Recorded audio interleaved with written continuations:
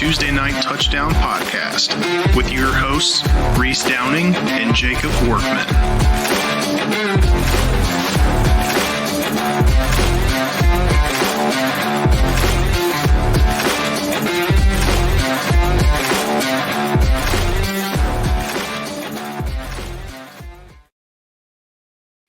What's going on, guys? It is TNT Tuesday Night Touchdown Podcast Special Edition. With me, as always, is my co-host, Jacob Workman. Workman, what's going on, man? What's going on, everyone? Got a little special treat for you here going into the high school playoffs this weekend. Yeah, that's right. That's right. You guys are unfortunately missing this. We have a preview video for the guests when we have them on, and we've already got shenanigans, so this should be a fun episode. The episode tonight is a special one, as we talked about. This one should be released Wednesday at noon. So for those of you who listen to either our NCAA or NFL edition, or hopefully both, this one is going to be released on Wednesday just as a special edition. We are going to interview the head coach of the Delta High School Football Eagles, Chris Overholt. The Delta Eagles are currently sitting at 5-4 this year and are about to enter the sectional first round to play up against Norwell. So without further ado here, we're going to go ahead and pull Coach Overholt onto the screen and get things started, guys. What's going on? Ovi, what's going on, man? Can you hear us? Yeah, I can hear you, man. Very excited good. to be here. Yeah, we're excited to have you, man. This has been a long time coming. We've tried to call you guys out a couple times, so far this season, and we've been keeping an eye on what you guys have been doing. And yeah, we're excited to have you on board here. So thank you for showing you guys up. Have been, like I said, you guys have been very flattering to a 5-4 team, and we appreciate the hometown love. Definitely. Absolutely. Somebody's got to give some love out there to the old Muncie, Indiana. Love it. All right. Well, do you want to just go ahead and kick things off here, Workman? I think we can go ahead and jump into some questions. Again, Delta's currently sitting at 5-4. Well, before we jump into questions here, Coach, why don't you just kind of give us a rundown of where you guys are at as you enter the sectional? Yeah, really excited. Getting a few starters back. So 5-4, not the way we wanted to end the regular season, but we're as healthy as you can be. Last year, we were really limping into the tournament and played some of our best ball in the tournament, but just wasn't enough to win. But this year, we love our senior group that we have. We got 17 seniors. Before we started in January 4th, they pulled us off the side and said, these are our expectations for the team. This is the way we wanted things to go. And they've really been consistent with that all the way through the season and even through our rough patches. So I feel like we have a real breath of life to us as we enter the postseason here. Awesome, man. Well, first question we have here. So 8 years ago, you took over for Indiana Football Hall of Famer and current Jay County head coach Grant Zagunda, who coached at Delta for 17 years. What was the biggest challenge replacing someone with that much history in the program? And what kind of approach did you keep or change from your experience being coached by Zagunda? Yeah, and like you said, Grant's a Hall of Famer. I mean, he's first class. He was my coach. He's still one of my mentors. He's someone I reach out to in this profession. And we did a lot of things where we did keep things the same, and we love our tradition and our culture. So Thursday night meals, Tuesday treats, and just who we are as a program. A lot of those things, stayed the same because it's our identity. It's in our DNA.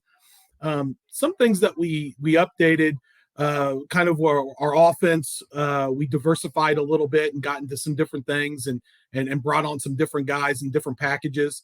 And then I would say our technology. I mean, the end zone cameras, the huddle sideline stuff, the communication that you have during the game has it's just crazy now what you can do on the sideline compared to when I played, and so a lot of that stuff, came along, and I think has made us a better team as we've gone. Yeah, and continuing on with Zagunda and the coaching staff, can you tell us a little bit about your coaching staff that you currently have and how they make a positive impact to your team, both in preparation and on game day? Yeah, they're amazing. I mean, they make me look good. They run our program, and they're first class individuals. First, anytime we bring on a coach, we want to make sure that they're a great person. You're going to be around kids. Not everyone can work with kids. Working with kids are tough, and so we got guys on like Dave Edwards, who's been there for 30 plus years. He's co-defensive coordinator with Steve Wethrich, who's been there for over 25 years. And those guys, even though they've been there for so long, they're just really a thirst for knowledge and staying updated with, the way the offenses have evolved over the last 10 years. It's been pretty incredible. And so you're talking about two guys that started off where, it's double tight end and ISO and 3 yards of cloud dust, and that's all you had. And now you go to RPOs and different things like that, and they've really evolved with the game. Billy Lynch and Shane Conley call the offense, and we're just really lucky to have Billy. Billy was a offensive coordinator at Rice University. He spent time at Miami University. He was at IU, and just brings great knowledge, a lot of energy. Shane Conley's an up-and-coming coach. He could be a head coach at any school, coming up here, but we're getting lucky to have him. And then our guys that are just assistant coaches that come every day, Brady Edwards, which is Dave's younger son. I got to coach him for 4 years. He works with offensive line and H-backs. He's a great guy, good energy. Dane Cook, who's a Delta legend, played at Ball State for 4 years, a special teams guy, and runs a lot of our special teams, and again, great knowledge. And then Craig Overholt, who's my brother, nepotism at its finest, brought him on after he retired from the Army after 20 years. They moved back to the area and really getting a second start to his life and what he wants to do. And he's been fantastic. I'd be remiss not to mention Sam Carlton, who moved away and came back. And then, of course, Bill Lynch, who helps us out as like a quality control, looks at film throughout the week, and then is in the press box with us. Again, a guy that just brings tons of knowledge and no ego to the table. He just is a fine assistant, and he's okay with that, and it makes us better. Yeah, that's not a bad guy to have on your side. Yeah, no kidding. There's not too many things that Bill and Billy really haven't seen, especially Bill. And then we love to, rib Bill occasionally when things came out.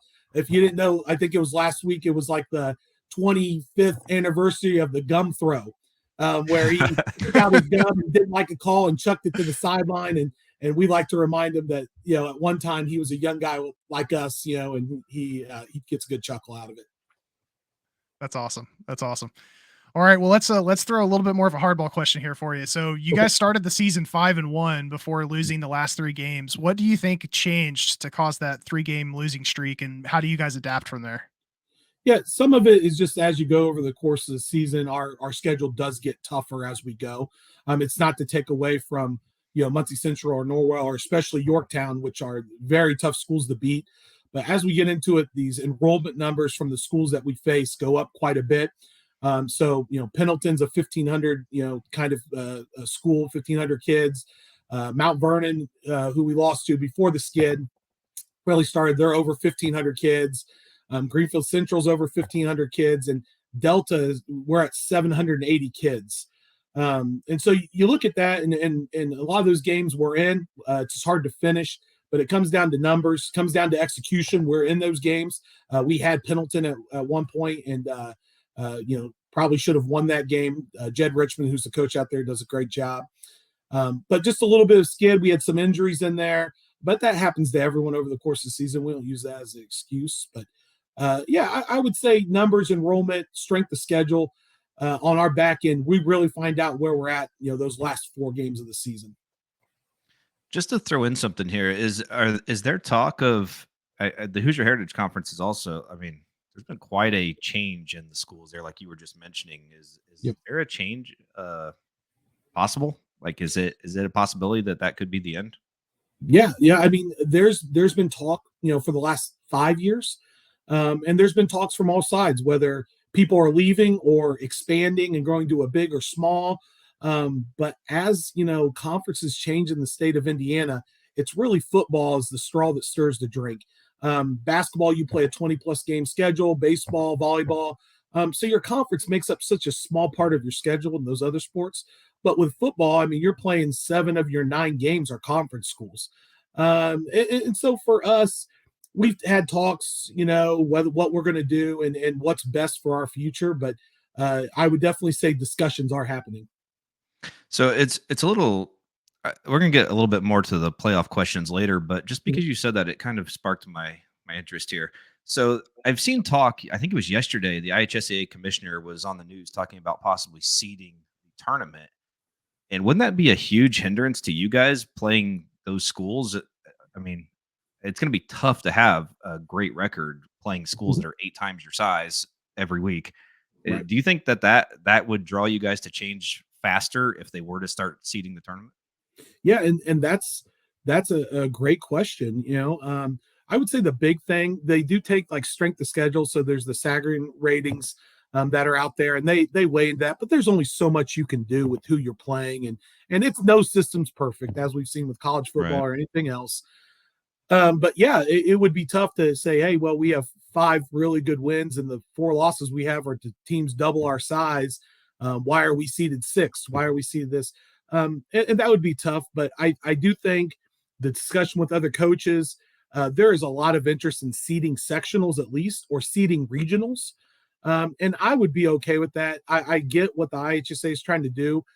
They're trying to bring life to some seasons that haven't been so good. So if you have a team that's really struggling throughout the course of the year, maybe they could play another team that's struggling. And if they get a win or two, that's great motivation for them going into the off season. Well, the problem is we played really hard too. Like, we've played inspired football and we're playing tough opponents, and we would like to be rewarded for that. And get a seeding with an opponent that maybe we wouldn't open up with normally. Like you see Warren Central, and you see East Noble and New Haven are both like number 1, number 2 teams, and they're playing each other first round.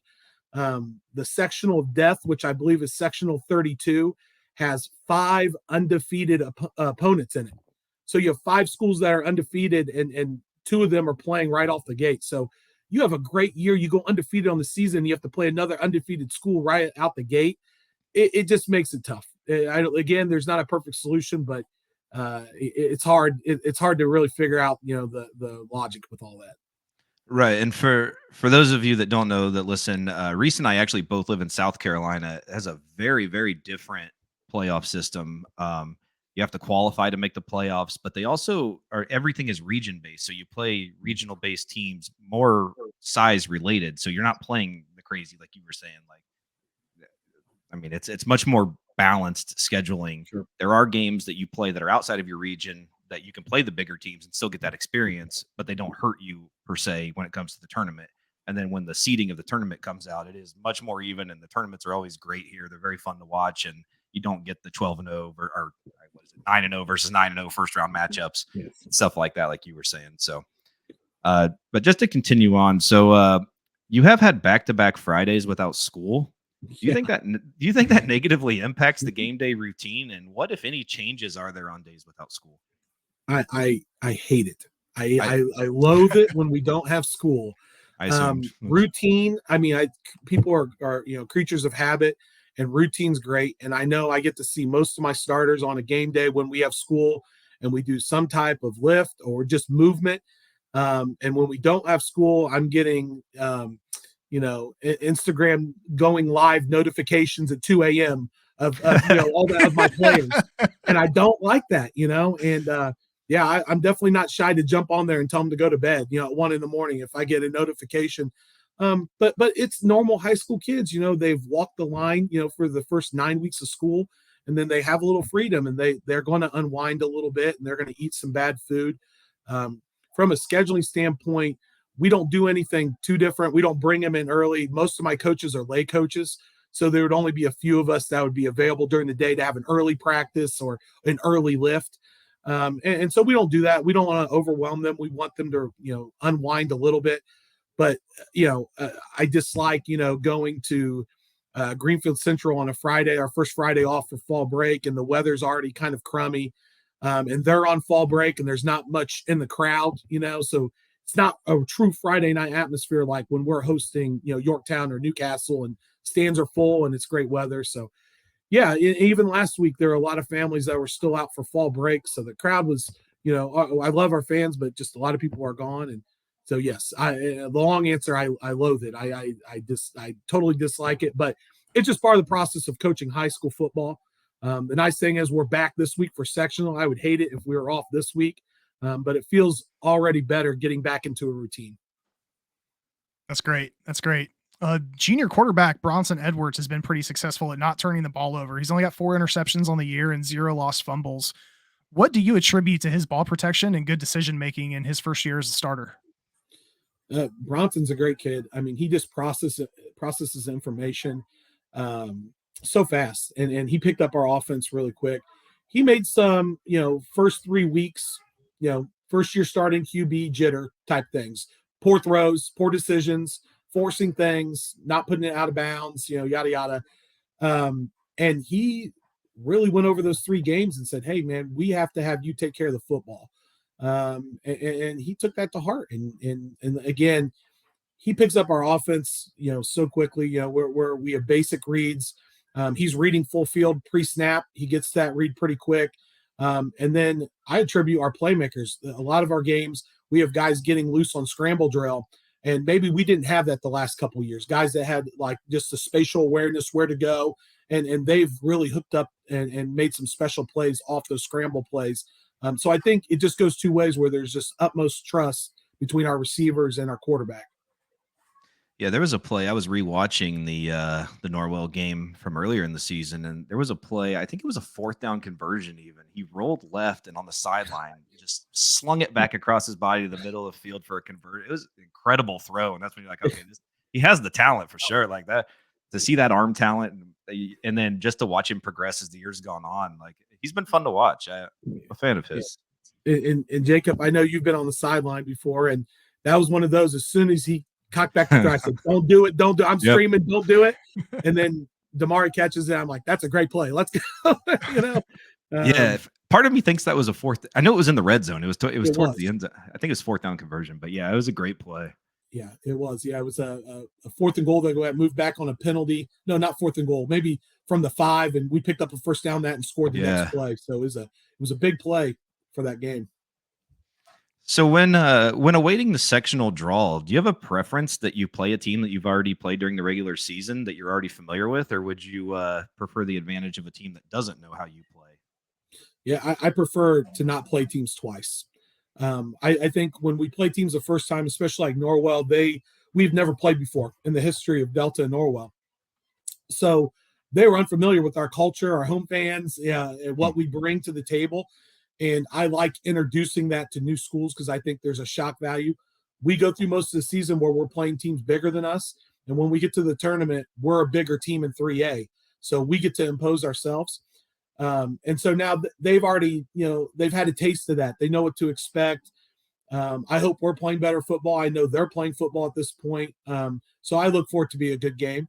Again, if you could seat the draws, I would like to play a team that's over, that's only scored 3 times all year, and go there and get that, especially on that 3-game skid that we had. But you can't do it, and all you can do is line up and control the controllables and what's thrown in front of you, and just play who you play. So just a question, because I don't know their stats. Was that a knock on the team Yorktown is playing this week? There's a few teams. So Yorktown's playing Fort Wayne Concordia. They have a coach that returned to them last year, and he led them to some prominence. I believe they won a sectional. And offensively, they are not too bad. They're hemorrhaging points, defensively.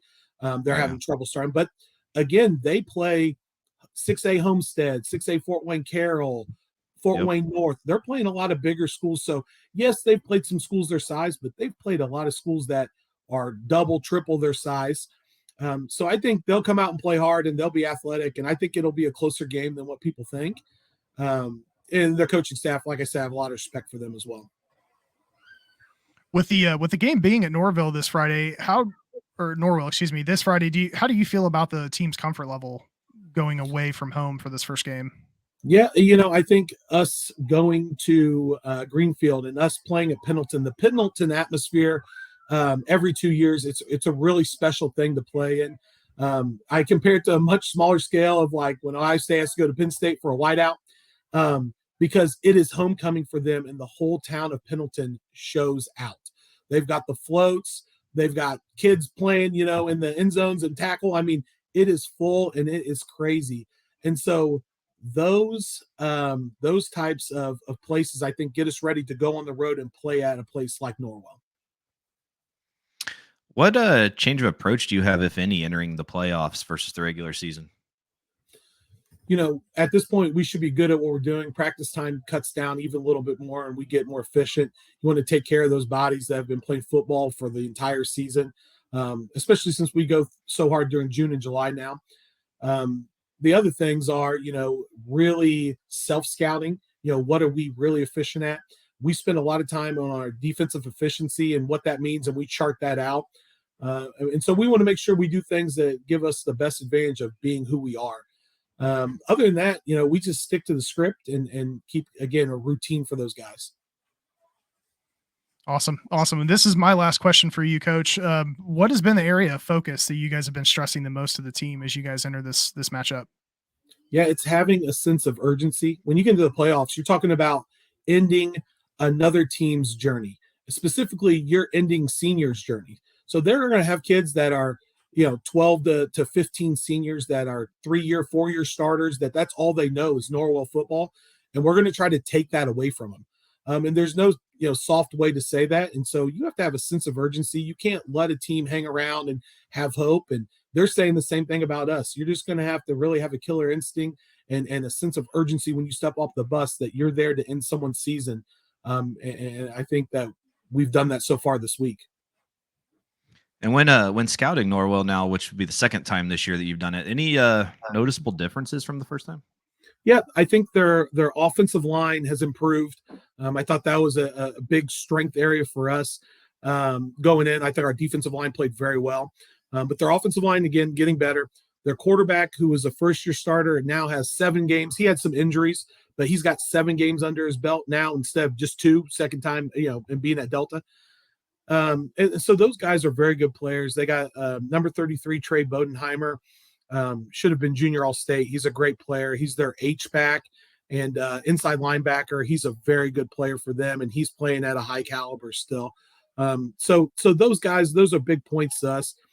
Things that we're really looking forward to is that we were down 3 starters that game, and we have those 3 starters back for this game. And so as much as, we created some comfort and we were really, really physical that game, we're excited for these 3 guys to get on the field because I think that they will turn the tide for us for sure. Yeah, just from watching the first game, a few just noticeable impacts was I think you guys had 2 first half turnovers, and then yes, they had one of the craziest quarterback sneaks I've ever seen in my life. Gosh, I know. I rewound it because I thought I missed something. I was like, what just happened on this play? It was a very impressive play. And then when he got hurt, the game definitely took a turn. So I was wondering if it was more of a season ending, but I went and looked at their stats, and I did see he returned to a few games later in the season. So I'm guessing he is back healthy now. Yes, they were one of the frustrating teams that they don't post their stats on the Max Preps. So it's like you just kind of piece it together from newspaper articles and everything else. But the big thing is he's a really good player for them. They caught us in a slant. They caught us in a slant and in a read that we didn't like. And I'm glad that we got beat by it then and we corrected it this week with everything. And but yeah, he's a good player and a really tough kid. He'll be another really good 2-year quarterback for them next year as well. But we're excited. Like I said, we're excited. We get Damari Hood back this week. And he's, our big player receiver, and he's 3rd in the conference right now in receiving, and he hasn't played since week 6. And we're excited about him. Johnny Maynard's back to 100%. Jennings Wine, who missed that game against Norwell, who's one of our better defensive linemen, is back. Ryder Turner, who's a 3-year starter at linebacker, was out that game, and he's back. And Caden Bond, who that was his first game back and was really on a pitch count for that Norwell game. He had a great game, but we are going to limit him to 12 carries or less. He's back and he's 100% and kind of our workhorse right now. So we're excited about what we have going in. We think we can give them problems. We think they'll probably give us some problems. They have a great coaching staff. It's just a team that can make the least amount of mistakes and play with the sense of urgency will come out on top. Yeah, well, we are looking forward to the game Friday night. Do you have any ticket sale information, or is the game streaming anywhere? Yeah, so all the information is found through the Delta Athletics Twitter handle. And so just clicking that, our athletic director, Tillman Clark, does a great job. But I believe there's streaming information and radio information on there. And I'm sure if it's not out yet, it'll soon be the ticket purchasing information will be on that as well. And one thing I wanted to throw in, I didn't want to ask you about it because I had a pretty good feeling you wouldn't give me an answer on this, but the Eagles fans and people that have known you are definitely rooting for you in this situation, and we hope we can get through this week and move on to round 2 and a milestone win on the horizon next week if you can get there. And I think it would be awesome for your 50th win at Delta to be beating Yorktown. So I have a feeling that I didn't want to ask you about it because I know it's 1 week at a time, but we are all looking forward to that and hope that is the case next week. I hope just for Delaware County, that's the case. Delaware County football has really improved over the last 3 years as a whole. Even Westdale got 3 wins in a row. They're improving under Coach Knuckles. Yorktown's on a really good run the last 2 years, and Muncie Central has really turned the tide. I mean, they've won their last 4 games of the season, and so Norwell's going to be a very tough opponent. But I hope for Delaware County football and the quality of football is being played, we get 2 teams to get into that second round and have a heck of a game. One thing, since you just said that actually, I want to ask you, do you know a little bit about, so I know one of your guys has just got an offer from Missouri, and I believe that he's working with Jameel Smith and what he's been doing. Do you know a little bit about what he's been doing with the guys? Yeah, Jameel's done a great job. He's just a access point for kids to use for training and also to like help set up and streamline some game day visits. So he reaches out to schools and his connections through his playing career and everything, and he just helps kids get seen. It's another resource to like recruiting agency or anything else to help kids get seen. We have a young man that's 6'5", going on 6'6", 200 pounds. He's an edge rusher for us. He's got a really good build to him, and Landon Brooks, and picked up an offer from Mizzou, and then yesterday picked up an offer from Michigan State. Oh, nice. And so he's a junior. He's got 8 sacks on the season, and that's a lot of double teams and running back chips. And but he's a one that we're really excited about, especially for next year. Yeah, that's cool that Jameel's doing that. Obviously, as someone who was around the time he was dominating the world, man, he was unbelievable. Player. Yeah, it's nice that he's. Yeah. Oh, he played in. I think in one of the games that I witnessed, he had like 500 total yards himself. He's always put on a show, but that's a great thing he's doing to help the guys out from that area that don't always get those kind of looks. So that's a cool thing. And he's expanded. He's working with some Indy area and Fort Wayne area guys as well. And he's, again, just providing a great resource because recruiting has changed so much, even over the last 5 years about what's out there and how to market yourself and the technology and, videos and all that stuff. And I think that he's put together a good formula, and he's helped out a few kids really get recognized. All right. Well, we want to thank you for joining us on the Tuesday Night Touchdown podcast. And again, wishing you good luck in your round 1 game at Norwell this Friday night. Is that a 7 p.m. or 7:30 p.m. game? That's a 7 p.m. 7 p.m. All right. So everyone check out the Delta Twitter page, which we will link that on our page also for ticketing information, streaming information, radio information, anything. Try to check out the game. If you can be in attendance, it would be great. What's the weather like up there? Is it still decent or is it cold now? It's cold. Hey, there's a reason you're not here right now. It's because it's really it's I believe that. Off, So I think that we're a low of 39 tonight. We had practice. It was like 53 degrees.